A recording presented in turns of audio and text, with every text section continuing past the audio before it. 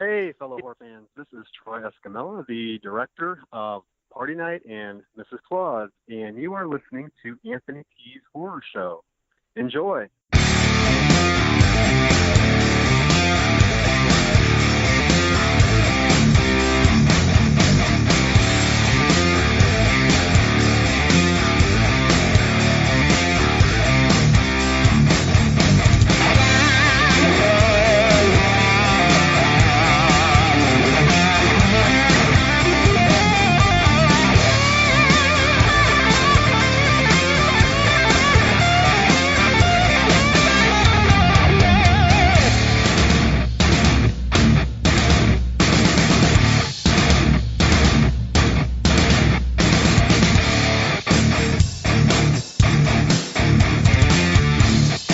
Welcome to Anthony T's Horror Show. I'm Anthony T. I have a packed episode, but first, we had some sad news between episodes as Return of the Living Dead actor James Karen passed away. He passed away on October 23rd at the age of 94. He is known mostly by horror fans as playing Frank in 1985's Return of the Living Dead, who is definitely one of the best parts of the film, as he and actor Thorne Matthews really worked well with each other, as their dynamic really helped drive the first part of the film. They would both also return to play different characters in the film's sequel, Return of the Living Dead Part 2. Even though that film wasn't the greatest of films, both Karen and Matthews did a great job recapturing the chemistry they had in the first film. He was always such a joy to watch in the Return of the Living Dead films. He would also do some other genre films, including Tobe Hooper's classic Poltergeist, Invasion of Mars, The Unborn, and David Lynch's Mulholland Drive. I want to at this time extend my condolences to James Karen's family and dedicate this episode to him.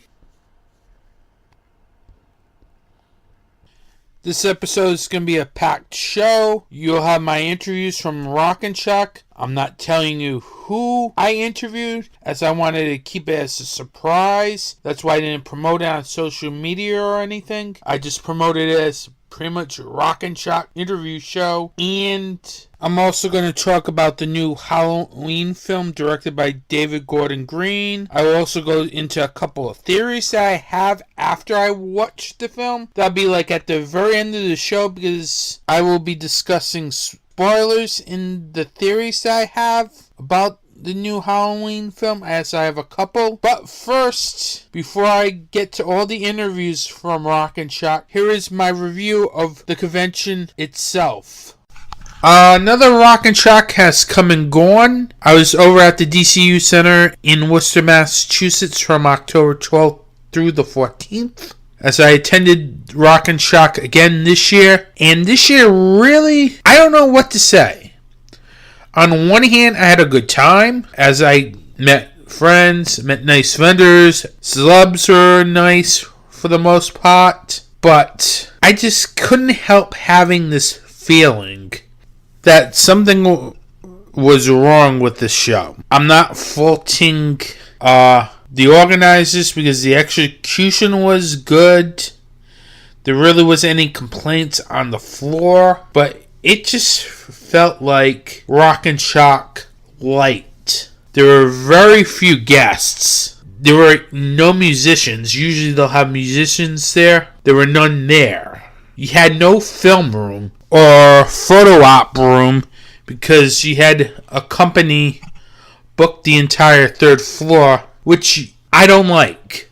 I didn't like it when we were out on Comic-Con. Had another con going in its first couple years of inception, and I don't like it today. It's like there must have been some sort of disorganization in booking the venue, in making sure that everything is set.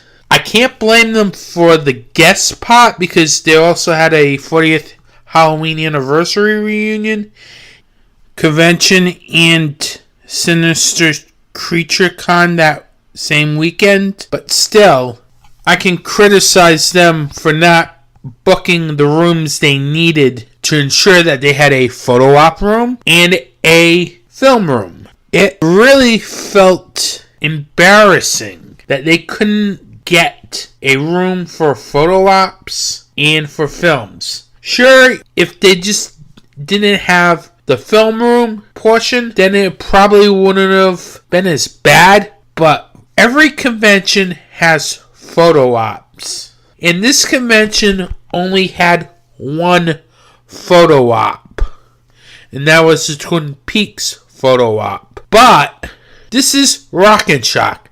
This isn't a minor convention like ScareCon New England or CT Horror Fest. This is Rock and Shock. You expect to at least have photo ops and at least a film room or a day where they have films shown, and this convention had none of that. It is really sad. Seriously. I want this convention to succeed because there's not many horror conventions in the New England area. But if you're going to put a small lineup and have no film room and no photo ops, I don't see where this convention has a future. I really don't.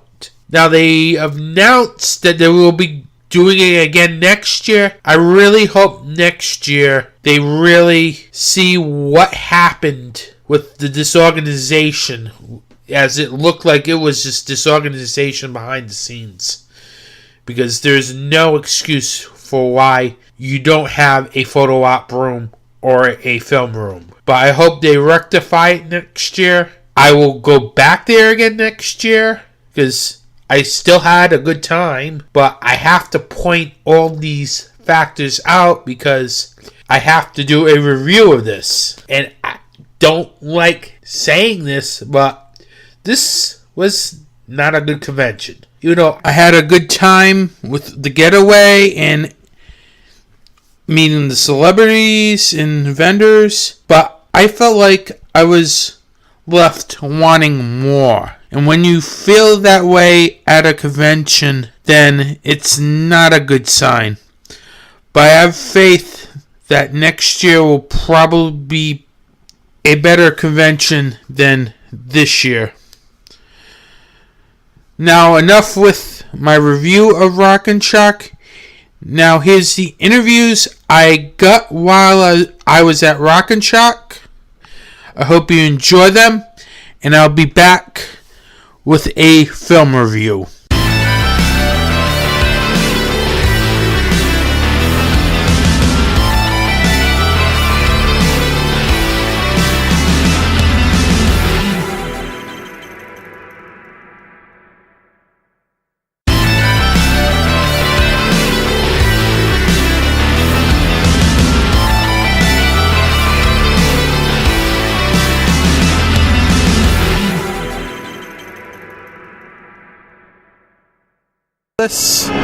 Sleeplessness comic book. Complicated title. What made you want to do a horror anthology like that?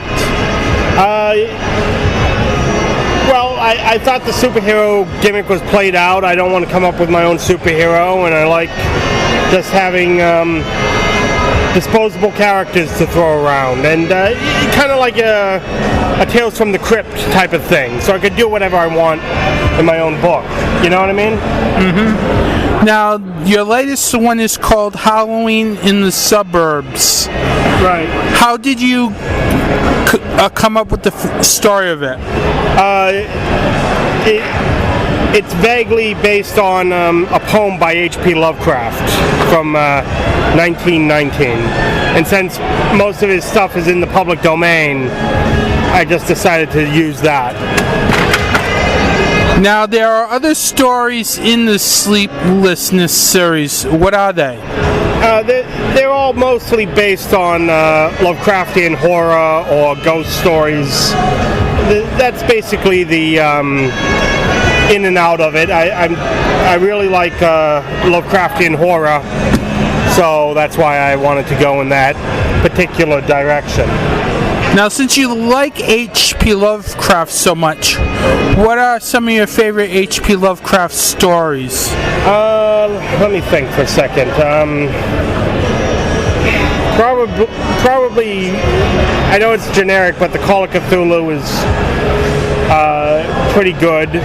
Obviously, Halloween in the Suburb is amazing. It's just a poem, though. But yeah, there's something to like about just about everything he's done so far. So, hey guys, how are you? Take a look at my books when you get a chance.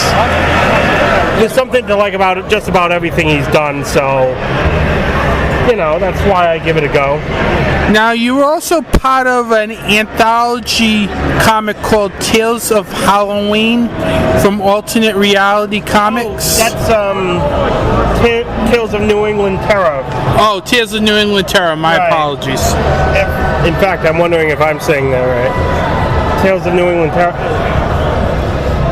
Can we cut for a sec? Now, tell me about New England Tales of Terror.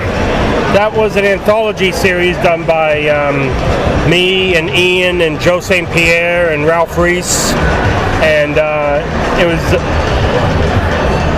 just like right now it's just a one-shot. Hopefully there'll be more of them coming out soon.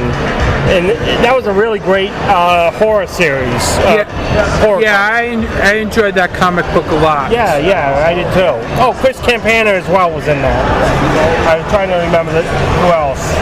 Yeah, it always usually depends if they're going to run a terror con or not. Yeah. There's the rub.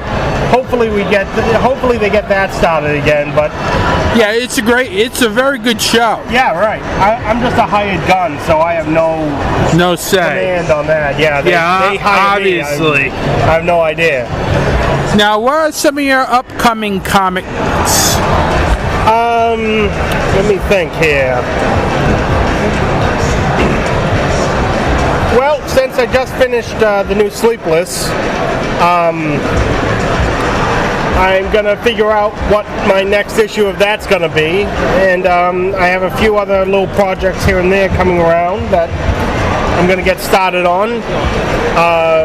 The next issue for Altered Reality is a road warrior story that's basically just her alone fighting a new, more threatening monster. So we can't wait for that one coming out next month. That's the next book that I'm working on. But I should have some other stuff coming out sometime next year. Hey guys, how are you? Take a look at my books when you get a chance. Which you can get at Rhode Island Comic Con, November 2nd through the 4th. That's right.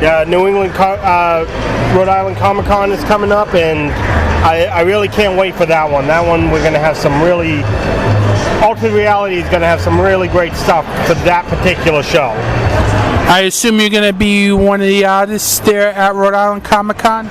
Yeah, I'm going to be there, and also the people who worked on the new book coming out for Altered Reality is going to be there. Ian Nichols is going to be there, and Jenny Wood, I think, is going to be there, who wrote the story for the next one, and she's awesome. She has a new book called Flutter. I shouldn't be dropping her property, but her work is great. Hey guys, how are you? Okay, well, any other upcoming appearances besides the Rhode Island Comic Con show? I'm in talks with New England Comics to do a Halloween signing on Halloween night. I have a few book signings coming up, but you'll have to check my website. And where can they check your website at? My website is jism007@wix.com. And do you have any social media pages? Just the website, my Twitter, and my Facebook. My Facebook is J Kennedy Comics. My Twitter is J137, and I think that's it actually, and my website. I want to thank you for coming on the show, and I hope you enjoy the rest of Rock and Shock. Thanks, buddy. Thank you so much. Be cool, everybody. Thank you, and have a good day. You too. Yeah.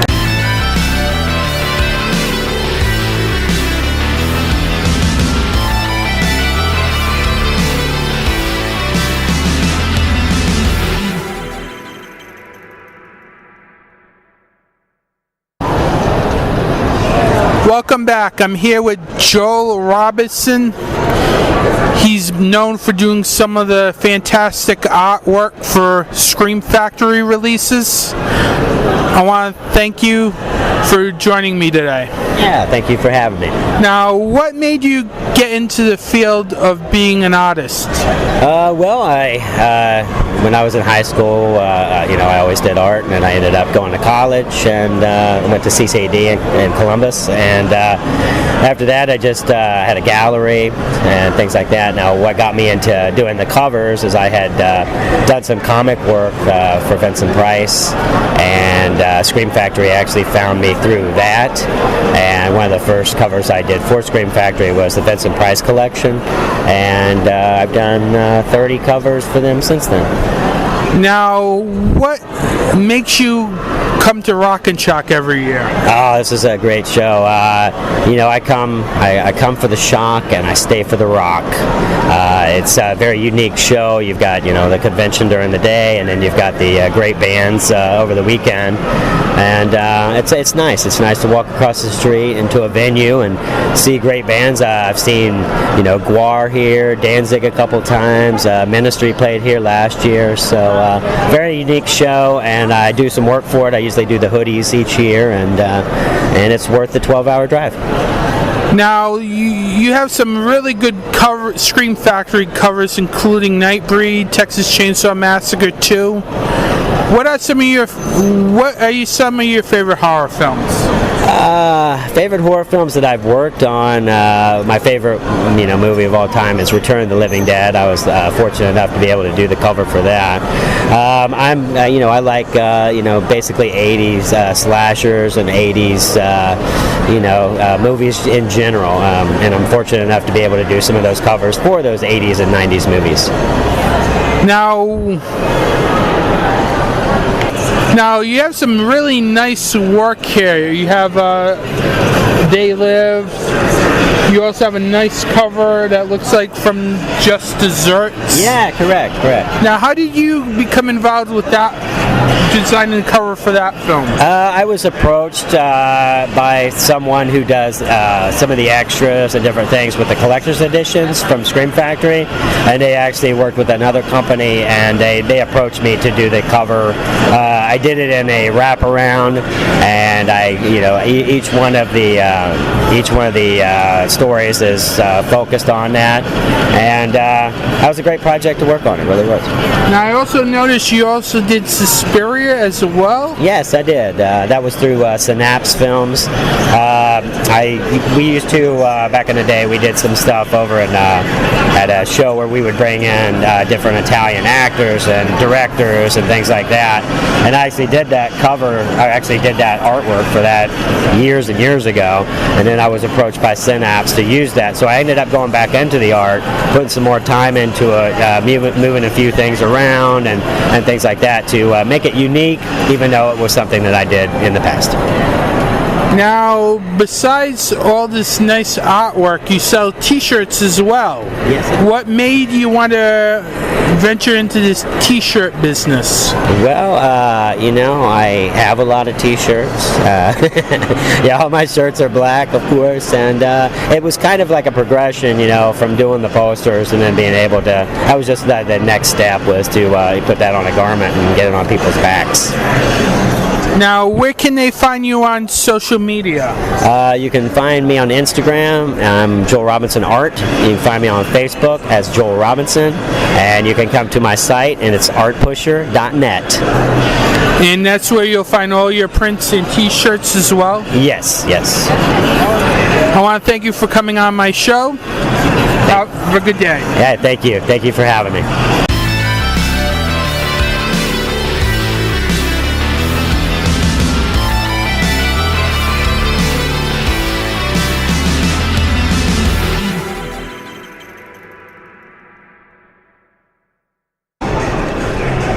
Welcome back. I'm here with Angel Lopez from That Strange Show, which you can find on iTunes and SoundCloud.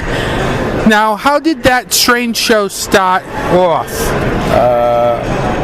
Me and Ryan had a conversation one day, and then we just steamrolled into it pretty much.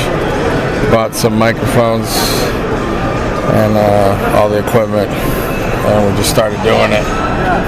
And then a little bit after that, we introduced Mandy to it, and so we've been doing that ever since. Now, what does your show focus on? Focus on a lot of things: horror comedy, generalized, pop culture. We just bullshit and have fun, and it's like you're watching a movie with us. So, how many episodes have you guys done so far? Oh, right now, well, I think we're in the 80s. I think 82, 83 by the time this comes out, yeah. So you guys are planning a live stream tonight, which will already be done when we have the show, actually. Now, so is this the plan? So is this your first time doing a live stream? Yes, this would be our first time taking that step. But we've been inching towards this for a while now, so we figured we'd do it at Rock and Shock, where there's a lot of people, there's a lot to talk about, and have fun with it, you know what I mean? And then hopefully, involve people on the online too, comments and that kind of stuff. So where will your live streams take place on? For right now, we're going to be live streaming on the YouTube channel. It's just That Strange Show. Search for us, and it'll be on there going forward, I believe, as long as everything works out. If not, like you said at the beginning, iTunes, SoundCloud, and then we're also on Google Play and Stitcher. No, it's cool. If you missed the live streams, we're gonna have those episodes streamable onto that for like an on-demand type too. Mm-hmm. So, any celebrities you're looking forward to seeing at the convention? All of them. We got Derek Mears, we got R.A., Leatherface, Andrew Divoff. I brought my Wishmaster tape, so hopefully I can get a little signature on there. Now I also know and Mosley's here, which is awesome. So I apologize. I also noticed you're selling merchandise here too. Yes, we are. We debuted just a little bit of merch. We got stickers, t-shirts, 2 different designs. We also have prints made by our buddy Jim Cavanaugh. He did the artwork for it. We're showcasing some friends here today. We got Evergood. Check those guys out, evergoodmerch.com. And then we got our buddy Paula Club. Check him out on Instagram, Hard Dragon. He does enamel pins, both enamel pin companies. So, and we got giveaways. We're also going to be doing giveaways. We got giveaways here today, but we're also going to be doing giveaways online pretty soon. So. Now, where can people buy your merchandise? That will be up soon. So as soon as we do that, we're going to flood the internet with it. We're going to break the internet. Now, where can they find you guys on social media? Social media, Instagram at That Strange Show. Also Facebook at That Strange Show. And I think that's pretty much it. Oh, and our website, it's bit.ly / That Strange Show, which is on our Instagram. You can find it that way. And one more question, which I should have said at the top. How did you come up with the name That Strange Show? Just brainstorming and throwing shit at the wall and see what stuck, and that made the most sense. Naming it That Strange Show because I feel like we can do whatever we want. You know what I mean? We're not streamlined like to just specific genre. Like we can do whatever we want under the name That Strange Show. Strange, unusual, comedy, all that stuff. Well, I want to thank you for joining me on my show, and I hope you enjoy the rest of the convention. Yes, thank you. Have a good day. Hey guys, this is Steve and Christina. I'm the founder, owner, creator, and host of Super Retro Throwback Reviews. Are you looking for the best movie reviews, music reviews, video game reviews, and Comic-Con coverage all around? Well then look no further. Definitely check out Super Retro Throwback Reviews on YouTube and our new audio podcast, the new and improved Super Retro Throwback Reviews audio files version 2.0 on the following media distributors: Podbean, Google Play, Stitcher, SoundCloud, iTunes, and Spotify. Class is over, John. Time for something new and improved. Welcome back. I'm here with David Sikorsky, director of Killing Brooke in the short films Roommate and Skin Deep. What made you want to become a director? So I started off as a writer, and I had a couple movies there were a couple scripts that were optioned by some other directors, and they came out a little bit less than hoped for. So I said, if I want to try and do it on my own, and if someone's going to mess up one of my movies, it's going to be me. So that's when I made Killing Brooke. Now, what made you become a writer first? I have been writing since I can remember. My mom has a short story that I wrote in second grade of me staying at the Bates Motel. It was just a short story. I don't even remember the gist of it, but I've been writing since I can remember. And it's just, I think everyone has their own talent. They just got to explore it, and mine just happened to be writing. Now, my first exposure to your work was the film Killing Brooke, which is a very good film. Thank you. How did you come up with the screenplay for that film? So that one was kind of inspired by Texas Chainsaw Massacre style. I wanted to do something where, remember in the remake of Texas Chainsaw Massacre where Jessica Biel, she goes to the trailer of that really fat lady, and you kind of got the sense that they were in on it with Leatherface. And so I wanted to do something where this girl was sort of caught between, being chased by this guy, and then goes to this place where she thinks she's safe, and it turns out that it's even worse. So it's like going from the frying pan into the fire, So, and it's just I wanted to do something like that. Now, this film also has an LGBT element to it. What made you want to include that in the screenplay? Just a little something different, It's always heterosexual. I have a lot of friends that are gay, so I want to kind of. I don't know if tribute is the word or homage, but just give them a little something. Now, some of your most recent work has been a couple of short films, Skin Deep and Roommates. Can you tell me what each of those films is about? So, Skin Deep was originally supposed to be part of an anthology called Box. It was supposed to be done, I think there was 7 segments that were supposed to be done, 7 different filmmakers. I was the only one to actually produce a segment. And I actually sat on it for probably 2 years, and then said, you know what, I'm just going to put it out as its own standalone, and hopefully, somewhere down the road, I managed to get the rights to Box, so I'm trying to find filmmakers now to do their own segments. It's not my priority right now, but it's sort of on the side. So that's how Skin Deep came about.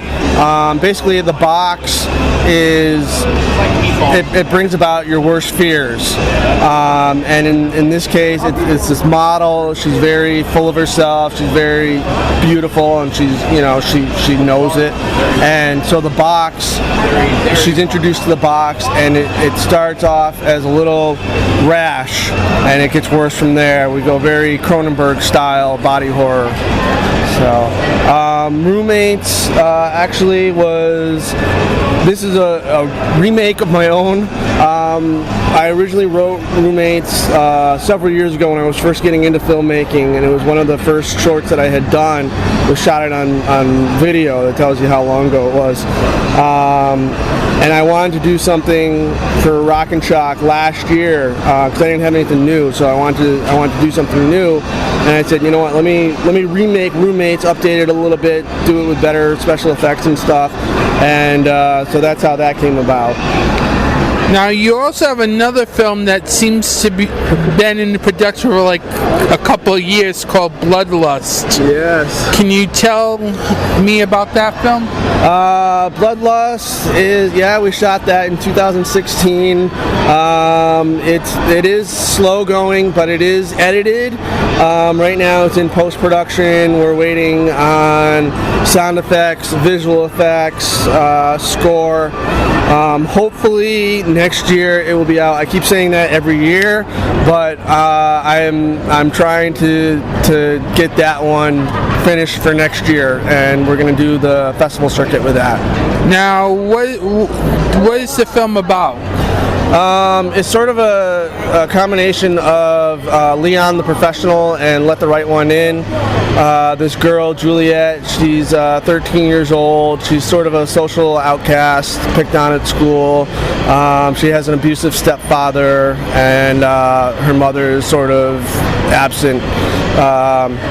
And so this new guy moves into the apartment building, and he turns out to be a vampire, and him and Juliet sort of strike up this friendship.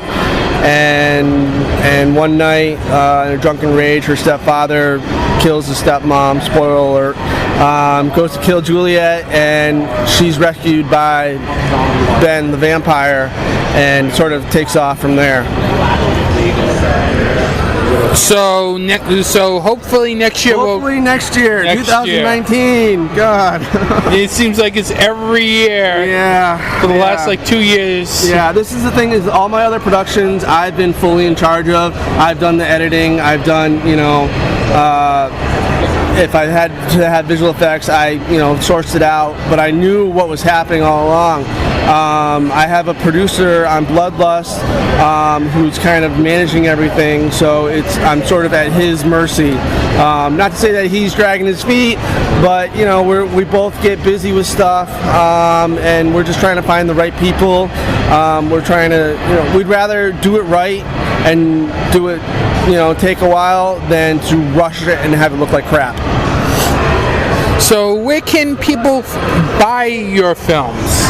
You can buy it here at Rock and Shock or www.madzproductions.com. And right now through Halloween, everything is on sale on the website. Where can they find Mad Z Productions on social media? We are on Facebook and Twitter. I want to thank you very much, Dave, for coming on the show. And enjoy the rest of the convention. Thanks, Anthony. You too.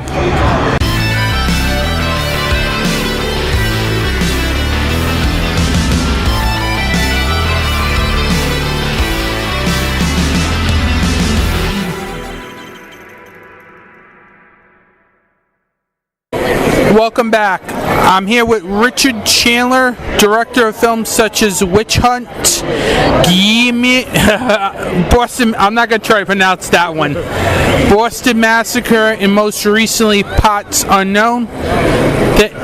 Thank you for coming on the show, Richard. Thank you very much. Now, you have a new film called Pots Unknown. I know what that title means, and I know you know what that title means, but for someone who doesn't know wrestling, what does that title mean? Parts Unknown is usually where they bill a wrestler when they're from... They don't know where they're from, so it's usually this like weird place. Like the Ultimate Warrior was from Parts Unknown, so it's like undiscovered, uncharted areas. Or The Undertaker. Or Papa Shango or somebody like that. Now, tell me about your film, Parts Unknown. Parts Unknown is about a family of wrestlers called the Von Strassers, and they're down on their luck because of violence and drugs and just being really crazy, and basically they get blackballed from the wrestling business, which leads to them kind of uncovering this they find this demon, basically, and then they get involved in some supernatural stuff, and it gets really weird. Yeah, more the lines of H.P. Lovecraft? Yeah, it gets a little bit like that, yeah. Now, I also noticed in the film you also have a cameo from Jake the Snake Roberts. How did that come about? Jake the Snake does some voiceover work for the mentioned demon.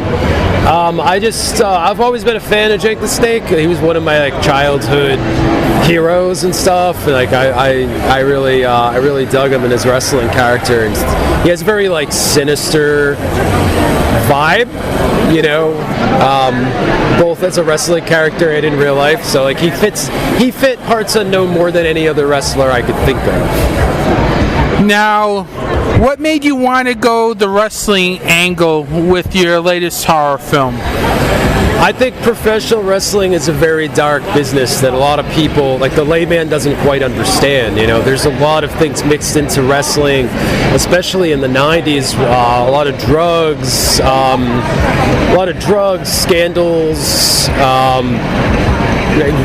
even murder in some cases. Bruiser Brody, and different things like that. Obviously, Chris Benoit. One of those taboo topics, and I feel I'm surprised no one's done a horror movie on it yet. But there's probably some lawsuits mixed in there. They can't mention WWE, so I think it's kept people away from that. Yeah, the last thing we need is Vince McMahon ruining films too, as he's ruining wrestling with the way he's booking Roman Reigns. The Big Dog? Not a fan of the Big Dog? No, I'd rather see Seth Rollins get. I'd probably rather see Rollins myself. I gotta think against Reigns. I think Reigns puts on good matches. I just feel like we're forced to like him, and I think that's why he's rejected. And he has no charisma. Yeah, he's not that exciting on the mic. Rollins it's fucking Seth Rollins. You can do anything with him. Yeah, especially now and in his indie days. Yes, there's probably nobody better except for maybe AJ Styles, I feel. Oh yes, I love him. It's he should be the face of the company, not Roman Reigns. Yeah. I agree with. I think most people agree with that, except for Vince McMahon. Of course, always booking for themselves. He seems to be. Yeah, I don't know. What was casting like for Parts Unknown? Casting was interesting because this is the only movie where I had to cast people with a professional wrestling background, which was really hard. It was really that was challenging because I'm here in New England, so I had to find somebody who's a good actor who also is a professional wrestler is tough. That's a combination that's kind of tough. So, but Will Dukoff, Sarah Michelle, and Lizzie Havoc were all wrestlers at one point. So. Now, I also noticed you revisited another film most recently, Witch Hunt. What made you want to revisit that film? The movie was a little short.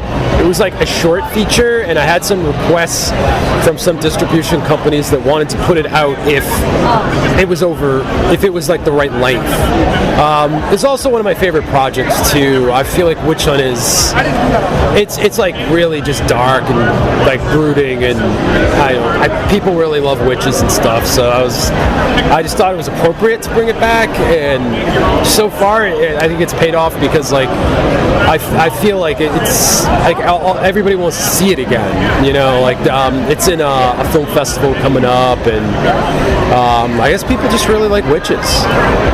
I guess supernatural. I guess yeah, that type of stuff. Now you also have some couple of interesting T-shirts here.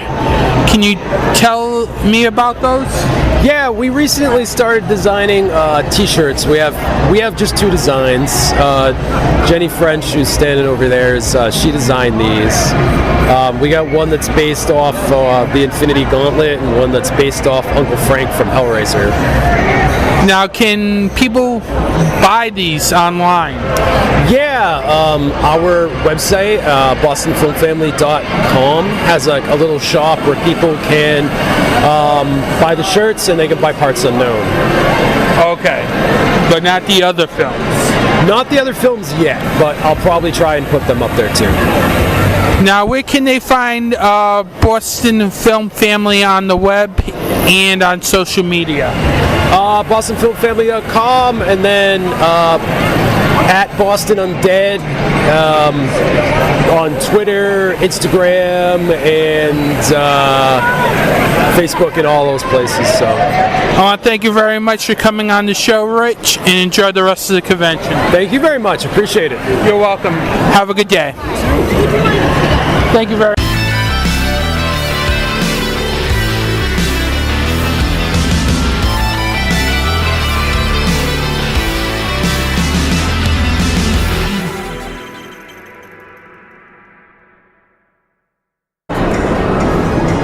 Welcome back. I'm here with author Joe Keno. Netto. Sorry about that. No, it's K is silent. And actress Sarah French. Thank you for coming on the show. Now, I'll start with you, Joe. You have a new book out called I, Survivor, which is based on the book that was in the film Victor Crowley. How did that come about? Well, I'm a huge Hatchet fan. Sarah and I actually drove 12 hours round trip to see Hatchet 2 in the theater that day it was out. So, in doing these shows over the years, I've got to know Adam Green pretty well. He's a friend of mine. And he just, out of the blue, contacted me and brought me in and said, listen, I'm going to tell you something. There's a new Hatchet movie coming that nobody knows about, but in it, there's a book. It's based on Andrew Young's experience from Hatchet 3 through his life, and I would like to actually write the book. And Adam had never wrote a book before, and he knew I had experience, so I jumped at the chance. It's absolutely amazing to get to work with a franchise that you've loved so much. Now, were you also held to the level of secrecy as the cast of Victor Crowley? Absolutely. When I went in to meet him, the movie wasn't edited together yet. They had a few scenes together, so he showed them to me to give me a vibe, and it was amazing, because I thought the world of Hatchet was done, as most people did. And the way he was able to pull a movie out of nowhere, it's so hard to do. And he did it. I was there at the first screening, and I loved every minute of it. Now, how long did it take for you to write this book? The writing process took about 1.5 years total, but it wasn't a consistent thing. Adam and I split the chapters. We each did 6 chapters. He would work on his, I'd work on mine, and then we'd every so often reconvene to kind of see where we're at. We had a solid draft together that we were happy with, and then Adam went around and did the Victor Crowley tour. And during that tour, he's gone on record as saying he began to get a different perspective on Andrew Young and what Andrew Young experienced. So what we did is we decided we were going to do a rewrite. We were going to revise the whole thing because we wanted it to be the best it could be. And it's a fake autobiography about a movie character, which doesn't usually get done. So we went in together, and the last week we worked on it, doing rewrites. We put in about 100 hours that week, just reading it, refining it, making changes. But the whole process, beginning to end, was about 1.5 years. Now, has Perry Sheehan read the book? Perry has read it, and we brought him in the first day to kind of get some of his ideas too on what he thought Andrew might want to do. And he was the first person to read it when it was complete, because we really wanted his feedback, since it's his character, it's his creation, and he loved it. He absolutely loved it. Now, how has the response been for this book from Hatchet fans? So far, really well. We had a limited run of hardcovers that sold out, and paperbacks have started moving too. I mean, I think it's, first and foremost, it's for the Hatchet fans. It really bridges Hatchet 3 and Victor Crowley. But it's also a very touching book. And although the character is not real, what he goes through is what most people go through in life. So I think even if you're not a fan of the Hatchet series, you can find something entertaining and interesting about the book for sure. Okay, now Sarah, I noticed in the background you have posters for a film called Rotwood. Now, what is that film about? It's called Rotwood, and it's about 3 students going to the woods, filming a documentary on something called A Curse of the Wooden Devil. And then things kind of hit the fan and, kind of see where it goes from there. It's a creature feature. It's more of a creature feature. Now, what was it like working on that film? It was great. We worked on it. It was about a 2-week shoot, a little over 2 weeks, and we were literally in the woods for almost the 2 weeks, and it was a lot of fun. It was Malibu Canyon in California. Beautiful weather, beautiful scenery. But at night, the mountain lions, bears, everything came out, so we had to be very careful filming at night. Now, what was it like filming it in the woods compared to filming on a studio set? Well, in the woods, you're out in the elements. You have to deal, like I said, wild animals. You don't know what's out there. And in a studio, it's controlled. But it's great being on location because you can basically do whatever you want. It feels like you have more freedom, and it feels real. Like you can really get into character. You can really get the feel for the element, everything. It's amazing. Now, I also noticed you're in a film that's coming out called Death House. How did you become involved with that film? I got that through Felissa Rose, who is a really good friend of mine. She came to me and said I'd be good for this one part, and the part was with Sid Haig. And it was great working with Sid. He's such a great actor. He's a good friend, and it was so much fun working with him and being on set with Felissa. It was great. Definitely check out Death House. It's coming out, I think, in about a month. I think it has its Blu-ray DVD. Yeah, there's a Blu-ray DVD release coming out soon. I think the VOD is November, yep. Blu-ray DVD December. Yes, so definitely check that out. Yeah, I've already seen the film. Okay, cool. It premiered last year at Scarecon, New England. Yes. Yeah, it's had a... It's a really good film. Yep. It's a very kick-ass action horror film. You can't go wrong. Kane Hodder's great in it. Yes, I think Kane Hodder is great in this film. Yeah, we love Kane. One of his best films, I think. Yeah, he's awesome. Now, where can you find your various projects on the web and social media? Well, for me, I do a lot of my social media through Instagram, so just look up Sarah French. Also, my website, www.sarahfrenchonline.com. For me, any kind of the books you can find on Amazon.com, BarnesandNoble.com, anywhere you get books. My Instagram is it Joey Netter? It's Joey Netter, last name K-N-E-T-T-E-R. I have Facebook also, but we prefer Instagram because it's pictures and there's no bullshit. People are just getting along, no drama, because we both believe in being very positive and avoiding drama wherever we can, and Facebook is just so full of it. Yeah, I've noticed that too as well. I'd rather just look at pictures of cute kitties and puppies, okay? Now, do you also have a podcast as well? I have a podcast I do Wednesday nights on Deep Talk Radio Network with my friend Steve Uncle Creepy Barton called Brainwaves Horror and Paranormal Talk Radio. First hour, it's a 2-hour show. We're live every week. First hour is just Steve and I talking about whatever pops in our head. Second hour, we always have a guest from the horror and paranormal world. But that's live Wednesday nights, 7 p.m. West Coast time. So I guess 10 p.m. out here. On the East Coast. Yeah. I want to thank you, Joe and Sarah, for coming on my podcast. I hope you have a safe travel back to LA. Thank you very much. You're welcome, and have a good day. Thank you. It's a pleasure.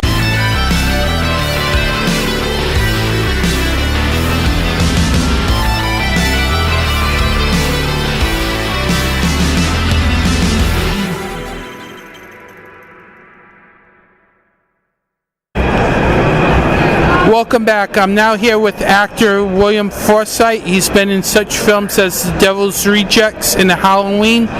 Most recently, he can be seen in the Amazon series The Man in the High Castle. I want to thank you for coming on my show. It's my pleasure, buddy. How you doing today?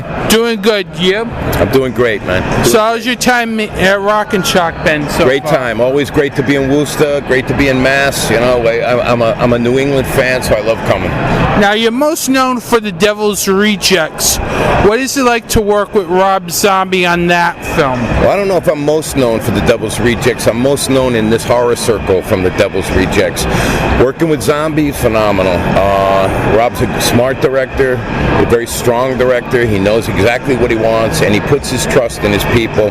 So he's a real pleasure to work with. What was it like working with actors like Sid Haig, Danny Trejo, DDP, Bill Moseley, and Sherry Moon on that film? It's like a bunch of juvenile delinquents having a party together. It's good fun. All great, great guys, like a family, and a real pleasure. I mean, every single person you mentioned is a friend, and I love working with them. Now, besides that, you also have worked with such directors as Warren Beatty, Michael Bay, non-horror, of course. But I would love to ask that question. What is it like to work with those directors? I've worked with a lot of great, amazing, famous directors. I worked also with Sergio Leone, John Frankenheimer, Paul Schrader. I mean, I've got quite a list. Look, it's all a gift. I worked really hard to be an actor. I studied really hard. I wanted to be a good actor. I worked really hard. And one of the biggest perks and benefits of it is I've gotten to work with so many brilliant directors and actors through the years. And for me, that's my pleasure. I can't stand the business, but I love the work. Now, do you have a favorite actor or director that you love to working with? Well, it's hard to pick a favorite. It's like, which finger do you like more?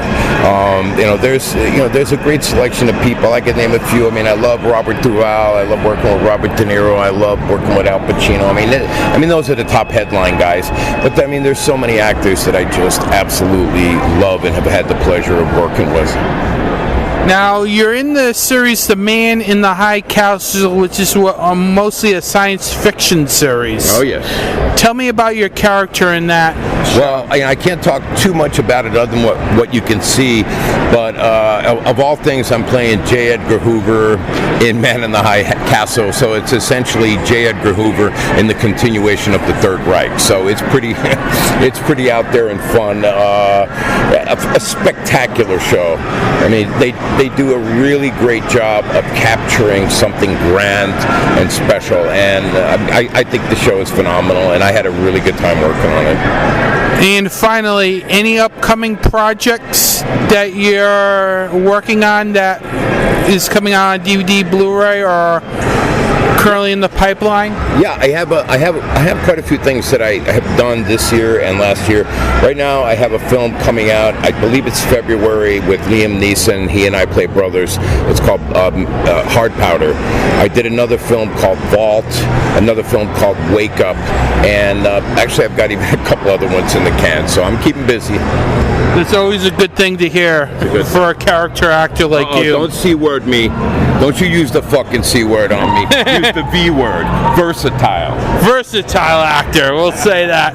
I want to thank you for coming on the show, and I hope you have a safe travel home. God bless you, brother. God bless you.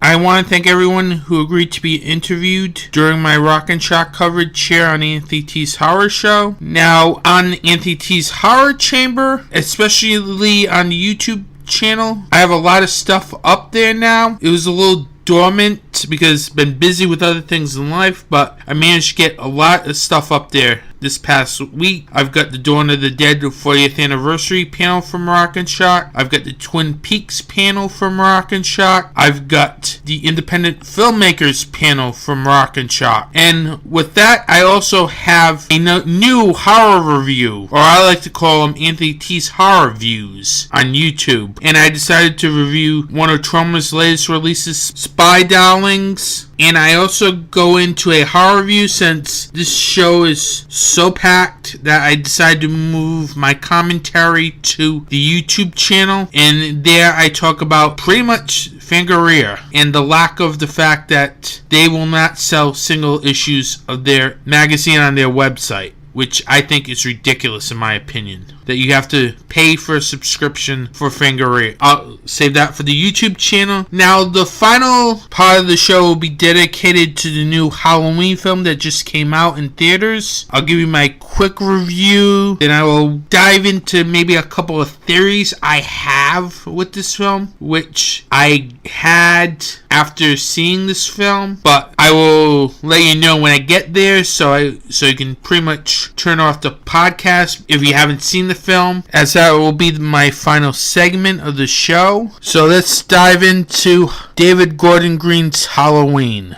When I first heard about the new Halloween film, I was kind of surprised because I really didn't think we would be seeing a new Halloween film after the disaster of Rob Zombie's Halloween 2, even though yours truly likes that film a lot, because it's pretty much a Michael Myers film directed by David Lynch. But still, when I first heard about this Halloween, I wasn't that excited. And to make matters even worse, it would completely ignore everything except the first film, which really made me surprised, because I've never seen that done in a horror franchise where, oh, let's just erase the franchise history and start anew. Well, David Gordon Green's Halloween does that. But when it got John Carpenter's blessing, I was on board for this film 100%. Then it had a couple killer trailers. Then this film surprisingly had some real positive buzz surrounding it, which is surprising because usually you don't see that in a horror film, and especially for a slasher film nonetheless. So going into this film, it looked like it was set up to be a major letdown with all the hype going into it. I have to say that the hype was worth it because this was a great film from start to finish. One of the reasons why I enjoyed the new Halloween so much was David Gordon Green's direction. He does a great job trying to capture the magic that John Carpenter did with the original Halloween film, with the way it builds up the scares, it builds up the killing scenes, it builds up the tension. It made it a very intense film from start to finish. The other thing that I really liked about this film was its screenplay. I like how both Green and Danny McBride do a great job making sure that the screenplay pays homage to the original, while also adding some new things, a plot twist or two, and really some good character development. Because I really like the way that they wrote for Jamie Lee Curtis here, because this is a very good performance from her, and most of it has to do with the writing. I like how they focus on the trauma that Laurie Strode suffers from the events of the first film. It made the film entertaining, it made the character more interesting, and it really sets the table up for an entertaining and shocking film. The film also has a great score from John Carpenter, Cody Carpenter, and Daniel A. Davies. The score really helped convey the atmosphere of the film, which is very dark and sinister, which helped enhance the film's tone. I have to say this is probably one of my favorite horror film scores of the year, alongside Fabio Frizzi's Puppet Master, The Littlest Right. As Cody Carpenter, John Carpenter, and Daniel A. Davies' score was excellent, and it really made this film feel very dark, like the original film score for Halloween. This is definitely one of the best films I've seen this year. This may be my best film of 2018, because I was surprised, quite frankly, that this film was great. It is one of those films where you have to see it. Whether it's in the theaters or it's on DVD, you have to see this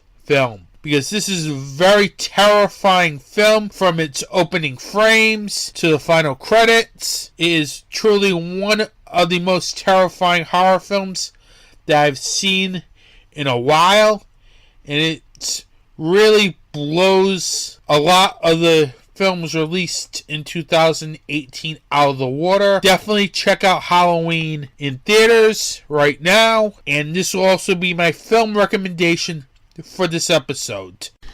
Now I'm going to go into some theories about David Gordon Green's Halloween. So I will be talking spoilers. So if you haven't seen the film yet, I'd advise you to shut off this podcast, as this will be the last segment of this show. I want to thank you for listening. Have a good day and support indie horror. Now, if you're still with me, I'm going to do a countdown of 5, starting with 5, 4, 3, 2, 1. After watching the new Halloween film, I had a couple of things that really stuck out in my mind that I needed to talk about, but I didn't want to talk about in the review, so because they're pretty much kind of spoilers, so I wanted to wait till at the very end of the show to talk about it, and I'm going to start talking about it right now. The first theory that I felt after watching the new Halloween film was the fact that many of the characters felt like they were obsessed with something. It just, I had this feeling like maybe like a day after I watched it, after thinking back, it seemed like a lot of people were so obsessed with something. First you had Michael Myers, who was obsessed with Laurie Strode. Laurie Strode obsessed with Michael Myers. Then you had the podcasters, Dana and Aaron. They're obsessed with the babysitter murders of 1978. And they go at one point during the film as they try to talk to Michael Myers in the very beginning of the film, and then after that go to Laurie Strode's house and talk to her. Plus they had a lot of records from that case, and Michael Myers' mask. Well, their obsession pretty much turned out to be fatal, as both of them got killed off in the film. The next character that I'm going to talk about is Dr. Satane, Michael's doctor in David Gordon Green's Halloween. He's obsessed with what makes Michael tick, and he's also trying to get him to speak. This is evident throughout the film, and there's another theory after this that I will go into that really makes it more of a dark obsession with Michael Myers, but I will go into that in the next theory. After this theory, then you have Officer Hawkins. He's obsessed with trying to kill Michael Myers after arresting him all those years ago and stopping Dr. Loomis from killing him. Then you got Allison, who's pretty much obsessed with her prom. The only characters in this film that I felt like weren't having any obsession at all were Allison's parents, Karen and Ray. They pretty much won't listen to Laurie Strode, even though Karen is Laurie's daughter. Still, to me, it felt like there's too much obsession going on. It's still a great film, don't get me wrong, but it's just one of the things I noticed while watching this film. The next theory I have is probably one of the film's key scenes, the bus crash. This one is one I can really make a good case for. I truly believe Michael Myers did not cause that bus crash. First, you never see the bus crash on film. What I think happened is that Dr. Satane killed the bus driver, and I do have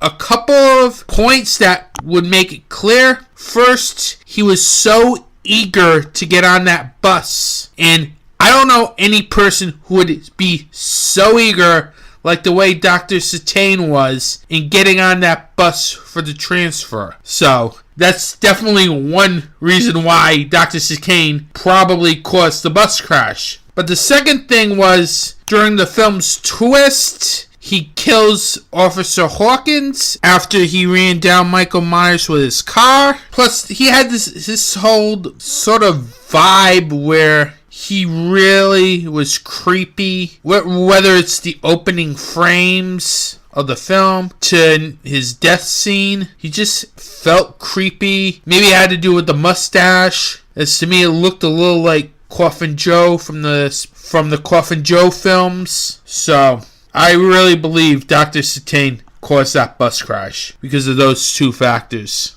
If you have any theories or want to debate my two theories on the new Halloween film, you can go to my Facebook page at Anthony T's Horror Show, as you can either leave a post under visitor posts or comment under episode 6 post on my Facebook page. It's facebook.com/Anthony T's Horror Show. You can visit my website at thehorrorchamber.blogspot.com. Thank you for listening. Have a good day and support indie horror. This is Andrew Deboff. I just wanted to say hi to Anthony T's Horror Show.